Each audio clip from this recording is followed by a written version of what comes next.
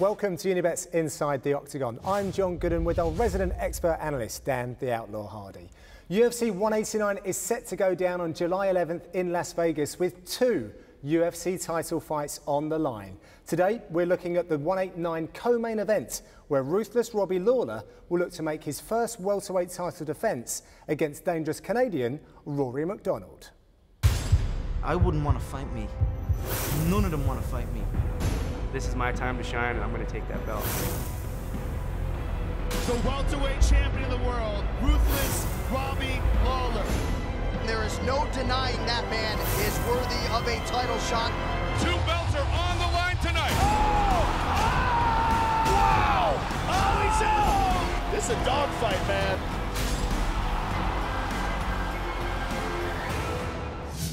UFC 189, 2 massive title fights, but Dan, it's all about the welterweight clash between ruthless Robbie Lawler and Rory MacDonald, and this is what we're going to get to in a minute. A rerun of UFC 167, possibly. Very close fight indeed between these two, and one I'm happy to see again. Yeah, I'm looking forward to it. Ever since the first one, I've been looking forward to the rematch, and we all knew it was coming. They're so highly ranked, they're so tightly contested fights that, you know, these guys are always going to have entertaining fights. They could fight 10 times. Yeah, definitely. They're always going to show new technique and new talent.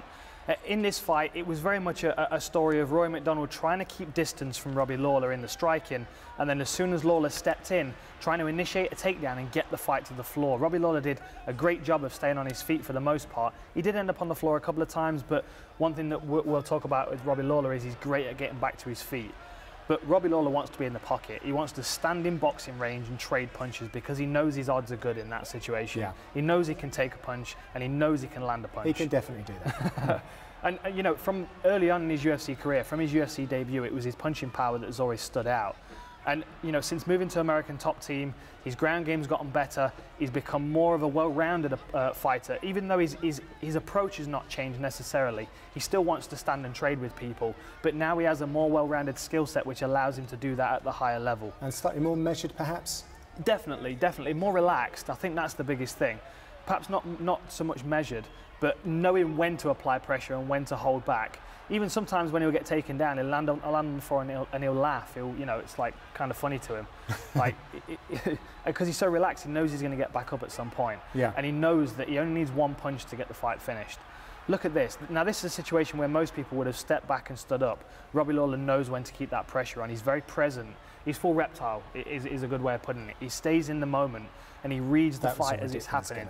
Unbelievable, very athletic, very explosive, and look at that. Now this shovel punch, I'm going to talk about it a little later on, but it's that short rising left hook that he throws off his back arm. Just generates so much power because it's all coming from his leg, and he used it really well in that first fight, so it'll be interesting to see obviously the respect that Rory's going to have going into this fight for him and for his punching power, and whether that affects his approach. Yeah. Okay, well, we reached out to the World Wide Web for some questions for you, Dan. Okay. And this is what we've got. Thanks to everyone, but more specifically, thanks to Kieran Murphy. Rory is going in favourite. What will be different from the first fight? And if I can just add something, Rory MacDonald has said to the media recently that he is a completely revised version from what we've seen before. And we sometimes forget how young he is and probably still a developing product. Yeah. Quite scary to think that. It is, and at such a young age, yeah, and at such a young age, he's still got so much room to develop, so much room to grow and to, you know, to pick up new skill sets. Now, you've got to remember he's training at a TriStar. Yeah. There are a lot of good guys there. You know, you've got Faraz as a full-time coach there. You've got John Danaher coming through all the time. Sure. Renzo Gracie is constantly sending guys up there to train. And their Saturday afternoon sparring session, you get about 50 guys on the mat from all around Canada that all come together and work as a team. It's fantastic to see. And obviously he's fighting guys, he's training with guys that are always showing him new things, new skill sets and new challenges. Yeah. Now, in a lot of his fights, you'll see him testing his opponent. He's always quite relaxed in the first round. He never really applies himself too much because he wants his opponent to show themselves, and when they do, there'll be a shot that he can land them. It was a beautiful short left hook on Tarek Saffiedine that got this fight finished. But again, it's that measured approach, not throwing himself into the fight as much as Lawler does. Keeping a distance and keeping measured and then breaking his opponents down. Now in the Maia fight in the first round, he spent most of it on his back trying to get back to his feet. So when the second round came out, there was naturally a little more urgency to get this fight finished.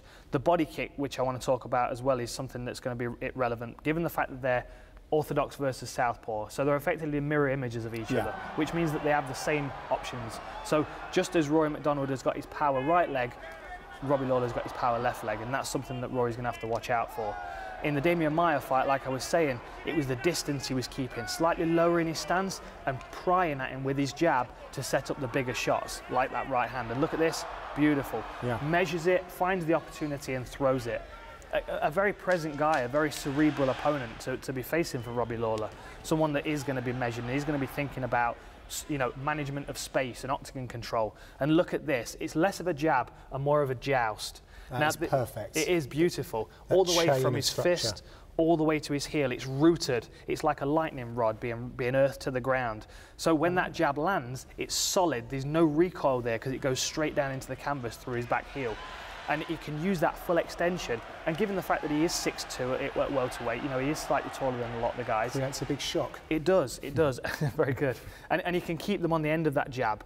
And it does feel like a long, I mean, I sparred with the guy. It feels like he's miles away from you and he can hit you with the jab. He covers distance very well and he manages distance very well. And that's what he's going to have to do with his striking.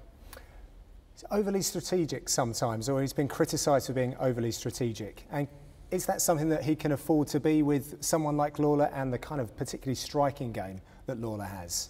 Well, he has been criticised in the past, sometimes being a little too cautious.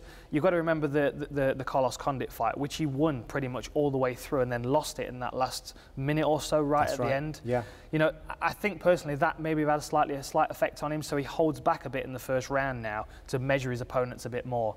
Now, you've got to remember this is a 5-round fight, so he's got an extra 10 minutes to work, and that can change the whole game plan. He can be very measured in that first round. And Robbie Lawler's not in any rush. He knows he only needs one punch, and he's got 25 minutes to land it. We've seen it against Hendricks. Exactly. So that first round, expect to see it more of a feeling out process. Now, if you push forward, like Matt Brown did, Robbie Lawler will stand his ground and hit you. And this is the shovel punch I'm talking about.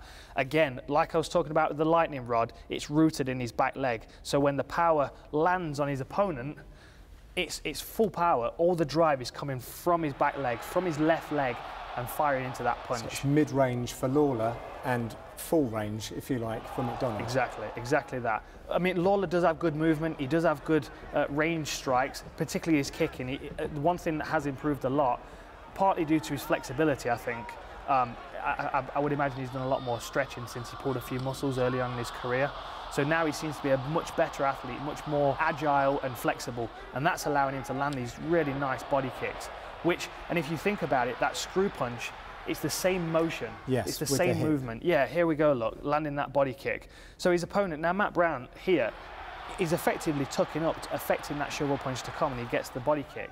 And that body kick really took some fight out of him, just like that jab did on Jake Ellenberger there. And watch, he's faking, he pulls his arm out as if he's going to throw the shovel punch and then follows it with a knee when Ellenberger ducks past it. And like I said, full reptile, he knows when to pour it on. He can see his opponents hurt and he can feed off that. His confidence grows when he sees his opponents damaged and hurt, and he will just attack and slowly pour that pressure on. Rory MacDonald has had the path to gold paved by George St Pierre. Now George is obviously on a hiatus, potentially. It's now time for Rory to come through, but what a person to have taken a lot from, particularly technically, and definitely with the wrestling and kind of transitions, ground and pound that George St Pierre used to bring. In that kind of mould, he's very, very good at it. Yeah, he is. And he didn't move to TriStar until he was into his UFC career. That was a move that happened later on. After the Condit fight. Exactly. So stepping into a camp that he has confidence in before he's even worked with the coaches makes a big difference. And it shows in his game. He is improving. And he has got a good working relationship with his cornermen. Obviously, we see Faraz in his corner quite a lot. We also see John Danaher in his corner, and I think they've got quite a nice rapport. Now look at these level changes and constant switching of direction, which is something that GSP did very well, which I learned about firsthand. Always changing direction and stripping your base away. But when it gets to the ground, one thing that he does better, in my opinion, than GSP is his ground and pound. He's so much more aggressive. Good at pinning arms. This, again, is a GSP echo of GSP's career. The crucifix. Broke the grip, position. Pins the arm with his head, and he's got the other one pinned with his legs, and he could just rain down punches undefended. Now this is something else I want to talk about, creeping up in mount. Watch how he controls this elbow. This is a wall that Che Mills is using, which he removes. He pulls the elbow up, and that allows him to slide this far side knee up and then raise his mount up onto the chest of Che Mills. So the bridge is then removed as an escape. Well, you're going to see it right now because Che Mills will bridge and he just floats on top of him and sinks his hooks in on the back. And something else I want to talk about, I've spoke about it before, people are going to realise I'm kind of obsessed with this grip. I love it. It's a really nice control around the back of the arm and on the wrist. Now, watch this left hook that he throws here. He only holds the grip for a second. He just needs it to expose Che Mills for this one big shot. Bang! Sits Che Mills right down and then just pours it on. Throws through the gears. Yeah, until the referee steps in.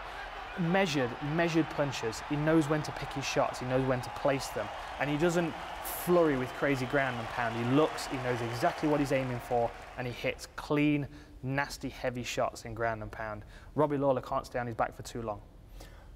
It's not just the ground and pound where he's very measured, he's also very measured and very precise with his striking. He's not the kind of guy that just runs forward and throws with reckless abandon. He measures everything out, and he's very efficient with the number of strikes that he throws. And Lawler's going to have to be very careful with that, but we have seen that he's a very difficult target to hit. Yeah, well, he's always moving. This is one thing I want to talk about with Robbie Lawler. You can tell he's done a lot of boxing, and you'll see in his movement just that constant slight dip move into the side, a little bit of footwork, so he's stepping, he's moving his head. You can see it moving from one side of Jake Ellenberger's centre line to the other. Same again with Matt Brown. Watch how he just misses him with this kick. Robbie Lawler just dips out the way of it. Completely relaxed, no danger at all. He knows distance very well. And I just think more than anything, it's because he spent so long in the boxing ring sparring. Now, this is something else he uses really well as well on his get-ups. Now, Matt Brown got a nice takedown here, and Robbie Lawler, although he was sat down for a second, he never accepted the takedown, and you'll see him using this to pry his way around to the side to force Matt Brown to keep working to hold him down. A great switch on the feet as well to get his hip out. It's lovely really stuff. Nice, really nice. And here, against Jake Ellenberger, he was laughing in that position when he had his arm trapped and Jake Ellenberger on his back. Kind of offensive. Very. And this is something else I want to talk about. This is really nice takedown defense. It's a good sprawl, obviously. There's his overhook just there that he's using. A lot of weight. A lot of weight. All of his weight is on Jake Ellenberger right now on his shoulders, and Jake Ellenberger's on his knees. So what he's going to be trying to do is trying to get his head up and posture so he can get underneath Robbie Lawler. And you'll see Robbie Lawler stuff in the head, and he keeps his hand on the back of the head. You'll see it in the Koscheck fight as well. He stuffs it and then he lands shots. So his opponent's head is pinned and he can't turn and face him. It's a really nice technique to use, and you'll see how relaxed he is in these takedowns here. Matt Brown's working really hard for this right now. He's really pushing for this takedown. And watch, hand on the back of the head and bang. You can't see it very well from this angle, but get onto Fight Pass and watch the replay of that. You'll see it in the replay, in the slow-mo. He pins the head to the mat. He lands a really nice, clean left hook, and then he switches his position to his right hand. And one of those can change the complexion of the fight. Just one. That's all he needs. Yeah. Well, talking of just one, and that's all that he needs, one of the fights that we've got from his Strikeforce days against Melvin Manhoef really paints that picture. And I'll let you talk through this. I love this awesome. fight. Yeah, I love this fight. I mean, he really took some heavy leg kicks early on. You'll see it here. His leg's hurting. You can see him limping there. And Manhoef's a ferocious striker, but Robbie Lawler backed up against the fence, bang, just musters that one overhand right, does the job. And that just talks about how dangerous Robbie Lawler is. He's not even looking at his opponent. Just throws a the second shot. ability to be able to connect with the chin. Exactly.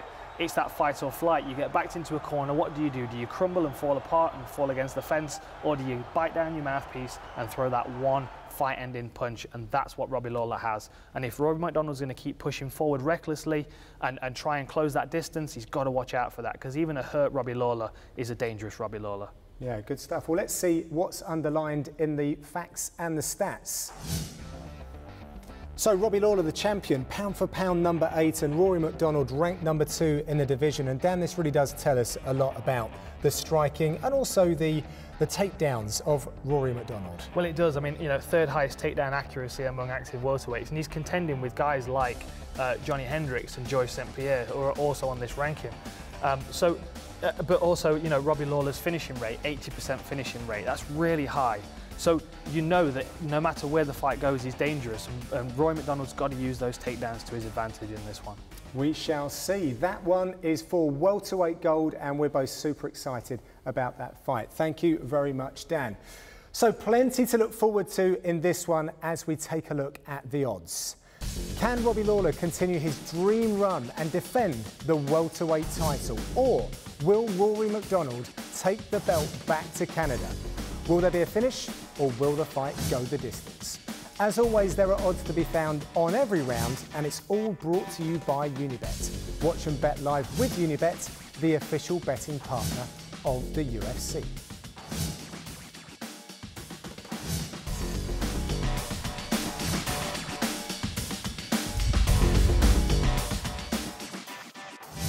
That's all for us for this episode, but make sure you join us again for our breakdown of the main event, Chad Money Mendes against the notorious Conor McGregor for the interim UFC featherweight title.